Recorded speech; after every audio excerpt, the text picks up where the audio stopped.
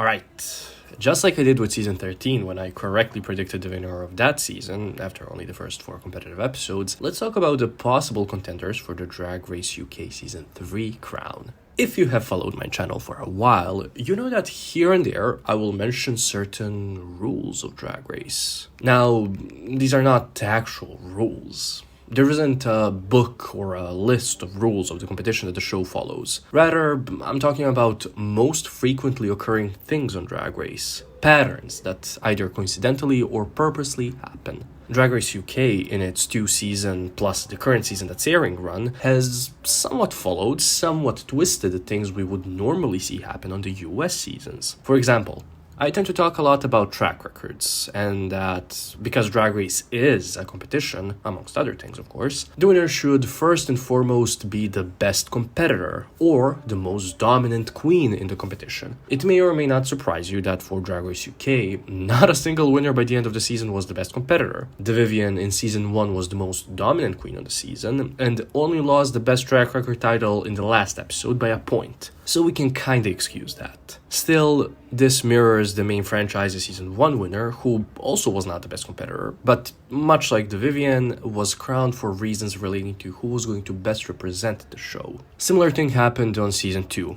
where Lawrence did not have the best track record, but overall was the most dominant queen. This does not mirror Drag Race's season 2, given that on there, James, formerly known as Tyra, was the best competitor no matter which way you look at it. However, what does stay true to the original franchise is that its winner will usually have a breakout episode, an episode where they will win a challenge, during the first 5 episodes of the season. I've been told that on Reddit they tend to go for the winner of the season wins a challenge up until and including Snatch Game, which also works. However, Snatch Game is not a fixed challenge, as it does not always happen in the same episode order-wise. On season 13, it was the 9th episode of the season, and some Drag Race seasons didn't even have 9 competitive episodes, so I'm sticking to my system. Let's remind ourselves. Raja, Sharon, Bianca, Violet, Legend, Symone, and Vivienne won their first challenge in episode 1. Evie is the only winner so far that won their first challenge in episode 2. For episode 3, we have Bebe, James, aka Tyra, Bob the Drag Queen, and Lawrence, while for episode 4 we have Sasha and Aquaria. Jinkx is the late bloomer of the winners, winning her first challenge in episode 5. However, Jinkx had a very strong showing up until episode 5, so her win in the 5th episode and in her season was kind of inevitable. We are ignoring Drag Race Down Under, and we shall never talk about that season ever again, because yikes! That's why I'm doing this after episode 4. Oh, and by the way, let me remind you, I don't look at spoilers. Those make the season less fun for me, and if you're the type of a person that likes sharing those without anybody asking, or a person that proudly exclaims that they know how a season's going to go before seeing it, please get a life. So, who are our winners for the first 4 episodes? First, Krystal won episodes 1 and 2, then Scarlett won in episode 3, and Choriza, Ella, River, and Vanity won in episode 4. I mean, listen, I could say that one of these 6 would win, as there are only 8 queens left, and I would have a 75% chance of getting it right, but that just feels like a cop-out. So let's weed out some queens so that I can have a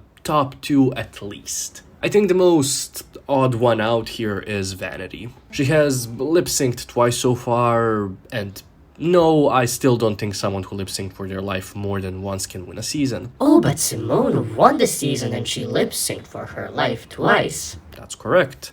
But Symone is 1 out of 15 winners that lip-sync twice. Jinkx is also 1 of 15 that won their first maxi challenge past episode 4. An exception to a rule does not make a rule null and void. Furthermore, if we want to get technical, in that season's first episode, Symone won a lip-sync that was basically for nothing but to divide the cast into predetermined groups of who they were going to push and who they were going to shit on. And she was in a lip-sync that ended up being completely pointless with Ru saving Candy. So, basically, sure, yeah, 2 bottom 2s, but one was basically in a filler episode that you can skip if you rewatch season 13, because nothing important happened there. So yeah, no, Vanity is not winning this season. Next, I would also take out Choriza out of the running.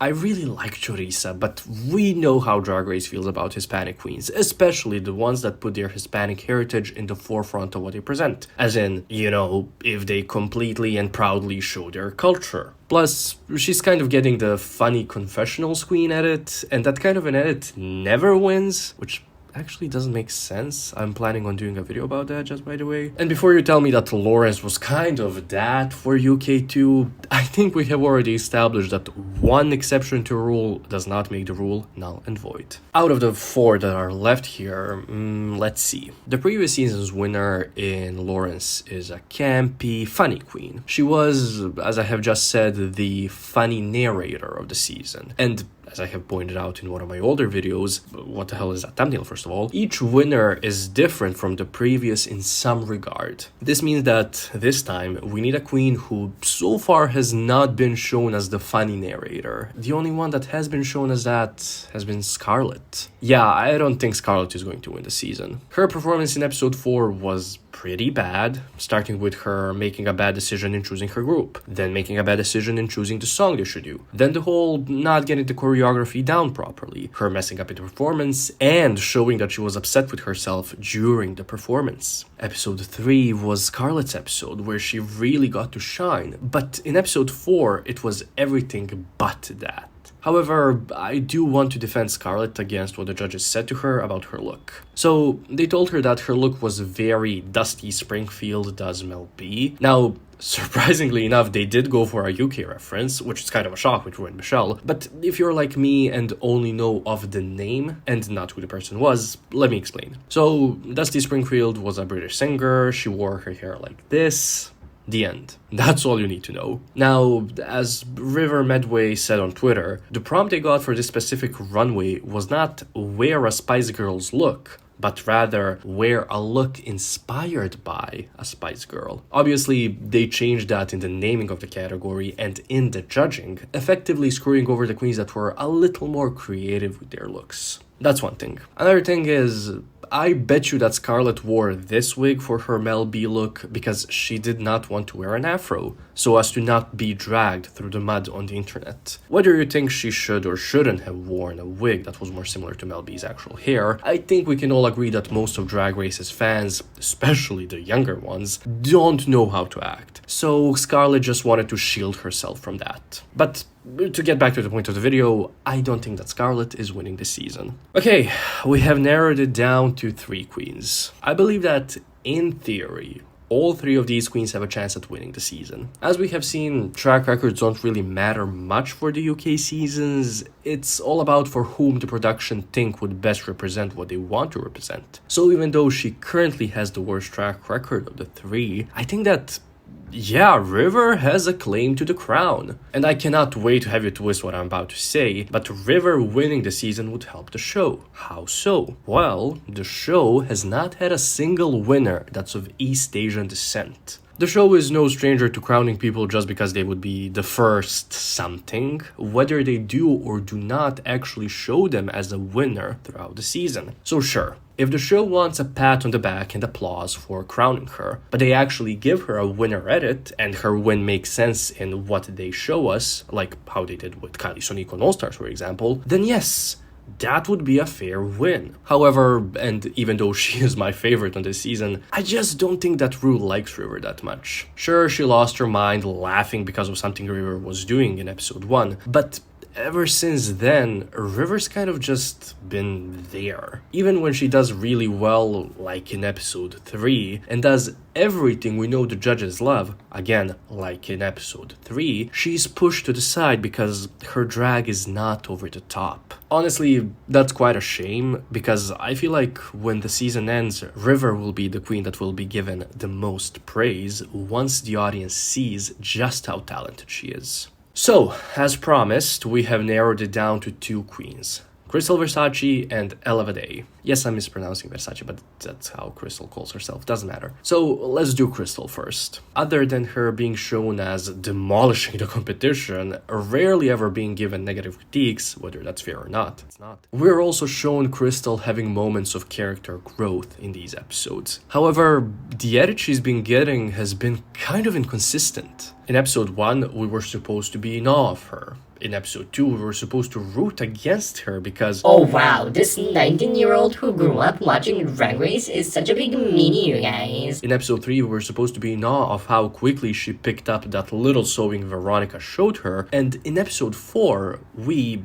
yet again, were supposed to be in awe of her for doing well at a challenge for which she herself said she wouldn't be good at. But at the same time, we were told that she had no personality, and she herself agreed with that later in the workroom. The channel Top RPTR Videos here on YouTube has made a very great video titled Drag Race UK Has Gone Down Under, where he goes into further detail on the edit Krystal's been getting, so do watch that for more information. However, I must disagree with one thing. I don't think Drag Race UK has gone down under. I think it's simply gone US, or main franchise. Even with a bit of a confusing edit she's been getting, from episode 1, Krystal's been shown as the drag child of Drag Race. Krystal has completely bought into the ideal of drag that Drag Race is selling, because the main exposure to drag for her was Drag Race. Krystal is as UK as Ru will allow her to be, and as much as he wants her to be. If she were to win, she'd basically completely help with the transformation of Drag Race UK into Drag Race US 2.0 that has sadly and quite ironically started in the show's first season. And lastly, someone who I think has a good chance of winning, but I also am hoping wins, is Ella Vaday. People keep saying that Ella is like UK's Rosé. Sure, okay, I see that. She's a singer, a performer, a perfectionist that has a drag style that's palatable, but not basic, but still polished. But the main difference between the two is that Ella is actually attractive and does not look like Shane Dawson. I'm kidding, kinda. The main difference between the two comes with the show itself. As Drag Race UK airs on a BBC channel, they have to follow their rules there. One of them being that they cannot edit people into doing or saying things that they did not actually do or say. This way, the season feels less produced, because it is. Thus, Ella feels more genuine, more approachable. She's like the human version of a Chad Michaels, of a Rosé. Obviously, that's a little silly to say, but remember, who we see on the show is not the real person. It's a version that the person is presenting in a highly controlled, highly unrealistic, highly stressful, and highly emotional environment. Not to mention that they're also in a competition. However, and again, with Ella, it doesn't feel that staged. I smell a come from behind win for her. So, who do I think is going to win the season after only seeing the first 4 episodes? Well, okay, I'm going to go with a riskier pick and say Ella. I know. Krystal almost seems like a guarantee, but the show keeps playing up the fact that she's still young and not a fully formed person a little too much, which makes me immediately turn to a more experienced Ella. Ever since I started watching Drag Race and ever since I started analyzing it, I was able to predict the winner very early on in the season. And just like how I feel that Ella is a risky choice, I felt the same about Sasha Velour in season 9, but I stuck to my guns. So, one last time, decisively, who do I think is going to win season 3 of Drag Race UK? My money is on Ella Vaday. And that's it. That's the video.